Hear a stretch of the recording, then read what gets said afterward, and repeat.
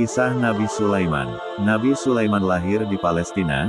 Beliau merupakan anak dari Nabi Daud alaihi salam. Di dalam Al-Quran dijelaskan, bahwa Nabi Sulaiman sejak usianya yang masih kecil telah menunjukkan kesalehan dan ketaatannya kepada Allah. Hadirnya Nabi Sulaiman di tengah-tengah keluarga merupakan anugerah untuk keluarganya, terutama bagi sang ayah, Nabi Daud alaihi salam. Menginjak remaja, Nabi Sulaiman menunjukkan kecerdasannya. Ini berkat doa sang ayah yang menginginkan agar diberi seorang anak yang cerdas. Selain cerdas, Nabi Sulaiman dikenal sebagai sosok yang bijaksana dan dapat membuat keputusan yang adil. Suatu ketika, Nabi Daud dan Nabi Sulaiman bertemu dengan pemilik kebun dan pemilik kambing. Pemilik kebun ingin minta ganti rugi pada pemilik kambing karena kebunnya telah dirusak kambing. Mulanya, Nabi Daud meminta pemilik kambing untuk ganti kerusakan. Namun, Nabi Sulaiman memberikan pendapat yang mana ternyata menguntungkan kedua belah pihak. Pemilik kambing menyerahkan kambingnya, tapi pemilik kebun harus merawat kambing. Sementara, pemilik kambing harus merawat kebun agar keadaan seperti semula. Walaupun pada saat itu Nabi Daud telah memiliki beberapa orang anak, Nabi Sulaiman tampak yang teristimewa, karena ia mampu mewarisi tahta kerajaan sang ayah. Akan tetapi, rupanya keistimewaan tersebut membuat sang kakak iri. Kakak tertuanya, Absyalum merasa iri padanya. Absyalum kemudian berencana untuk merebut kekuasaan sang ayah dengan menyusun kekuatan secara sembunyi-sembunyi. Namun, usahanya gagal karena terbunuh dalam kerusuhan akibat masyarakat pro dan kontra. Nabi Sulaiman pun pada akhirnya menggantikan tahta sang ayah. Ketika menjadi raja, Sulaiman justru tidak silau dengan kekuasaan dan hadiah. Ia tetap jujur, dan tidak sombong. Saat menjadi raja, Nabi Sulaiman mengandalkan burung hudhud untuk bersurat. Dari burung hudhudlah, Nabi Sulaiman tak sengaja dipertemukan dengan Ratu Balqis. Singkat cerita, burung hudhud itu belum kembali ketika Nabi Sulaiman mengadakan acara. Setelah burung itu kembali, ia mengatakan bahwa terdapat kerajaan yang tak kalah besar bernama Saba. Kerajaan itu dipimpin oleh seorang ratu bernama Balqis. Mendengar itu, Nabi Sulaiman berkeinginan untuk menyurati Ratu Balqis. Sebagai utusan Allah Subhanahu wa Ta'ala, ia ingin mengajak Ratu Balqis dan rakyatnya untuk memeluk Islam. Setelah bersurat, Ratu Balqis terkejut dan mendiskusikannya pada penasihat kerajaan.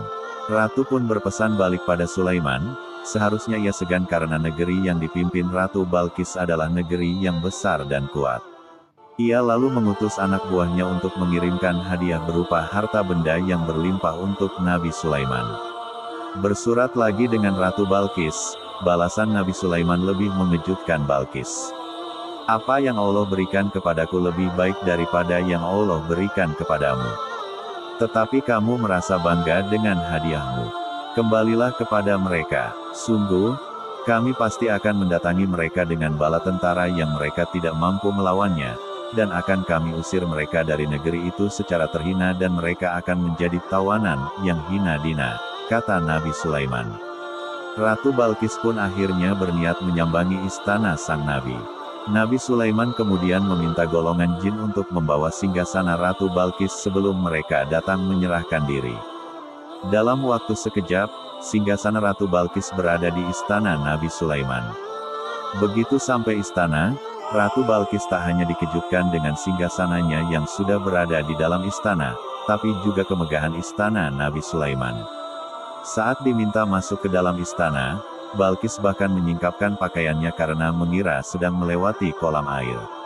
Ratu Balqis kemudian berserah diri dan mengakui kebesaran Allah Subhanahu wa Ta'ala. Sepanjang hidupnya, Nabi Sulaiman diberikan kelebihan atau mukjizat yang tak dimiliki manusia lain. Firman Allah dalam surat Al-Anbiya 78-79, Allah memberikan Sulaiman pemahaman hukum sehingga ia dapat memutuskan suatu keputusan yang adil dan mendekati kemaslahatan. Allah memberikan kelebihan banyak kepada Nabi Sulaiman, di antaranya kemampuan menundukkan angin sesuai perintahnya. Hal tersebut ada dalam surat Saba ayat 12. Dan kami tundukkan angin bagi Sulaiman, yang perjalanannya pada waktu pagi sama dengan perjalanan sebulan dan perjalanannya pada waktu sore sama dengan perjalanan sebulan pula. Mukjizat lain yang diberikan kepada Nabi Sulaiman adalah kemampuannya menundukkan jin dan setan. Ia perintahkan kepada mereka untuk mengerjakan semua hal yang diperlukan. Hal ini disampaikan melalui firman Allah dalam surat Al-Anbiya ayat 82. Setiap setan yang membangkang akan dihukum ke dalam neraka. Ini tertuang dalam firman Allah, dalam surat Sad 37-38 dan surat Saba 12-13. Dan juga Allah memberikan mukjizat kepada Nabi Sulaiman berupa kemampuan berbicara dan mengerti bahasa burung dan semut. Nabi Sulaiman wafat di usia 66 tahun, Nabi Sulaiman meninggal dengan cara yang berbeda dibandingkan manusia lainnya. Ia meninggal saat duduk di atas kursi. Kematiannya baru diketahui setelah tongkat miliknya dimakan rayap. Sebagaimana dalam firman Allah dalam surat Saba, ayat 13. Maka ketika kami telah menetapkan kematian atasnya, Sulaiman, tidak ada yang menunjukkan kepada mereka kematiannya itu kecuali rayap yang memakan tongkatnya.